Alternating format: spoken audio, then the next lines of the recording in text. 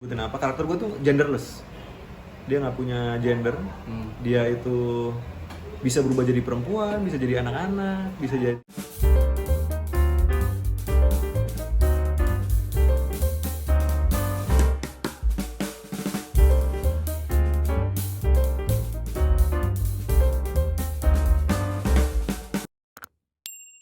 Lu ceritain dong peran lu sebagai apa, terus main film ini gimana? Peran gue surprise ya guys. Sampai film ini tayang, kalian nonton aja dulu, baru kalian akan tahu peran gue apa nanti.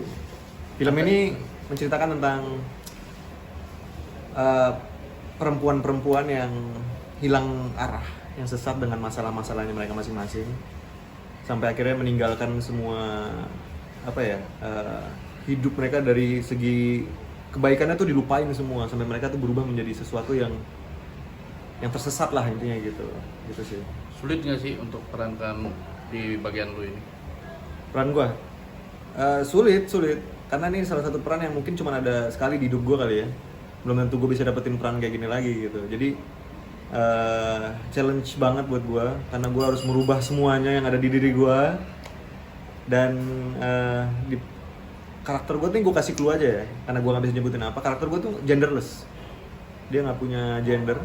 Dia itu bisa berubah jadi perempuan, bisa jadi anak-anak, bisa jadi jahat banget gitu. Jadi bisa jadi halus banget kalau ngomong gitu. Jadi emang karakter gue tuh sangat general gitu sih. Siluman atau gimana? Ya nanti nonton aja lah. Gitu ya.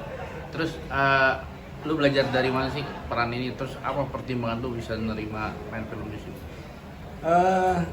Yang pasti nih kenapa gue bisa terima main di film ini ya karena memang ini salah satu film yang menurut gue juga lumayan gore ya, lumayan keras, slasher gitu, horror tapi slasher gitu. Jadi emang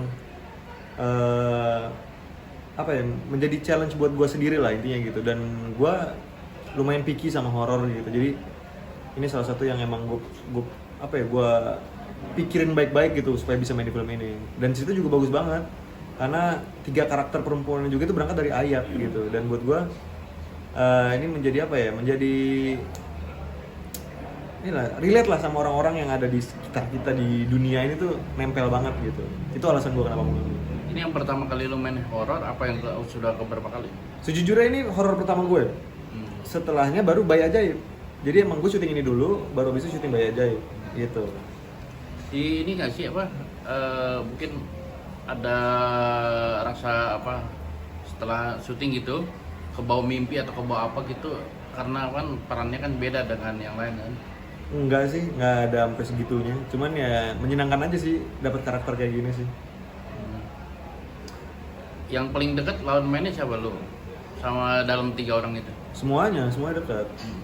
Gue ada di semuanya. Ada di semuanya ya. Apa yang lu pelajarin dari film ini? Mungkin kedepannya? Sebenarnya ini sih lebih pelajarin ya. Apa yang harus pelajarin ya? Mungkin lebih kayak gimana caranya lu bisa menjaga diri lu aja sih. Karena banyak banget hal-hal tuh yang bisa ngerubah lu menjadi hal yang terjerumus ke arah-arah yang tidak baik lah intinya gitu. Cuman buat gua di sini tuh kita dikasih tahu kalau emang selama kita punya core yang kuat, fondasi yang kuat, ya kita bisa survive lah gitu sih. Itu pesannya ya? Mudah-mudahan ya itu pesannya. Ketagihan nggak sih kalau udah lihat main film 2 kali horor gini? Menurut lu? Horor tuh menyenangkan sih, karena menurut gua kalau kita main horor tuh beda sama genre yang lain menurut gua. Karena secara acting ya, kalau gua kan ngomongin dari acting aja lah. Kalau dari segi acting tuh horor tuh punya range emosi tuh yang bisa meledak-ledak gitu, nggak terbatas sama patokan-patokan norma-norma manusia pada biasanya gitu. Kalau horor tuh bisa liar gitu, bisa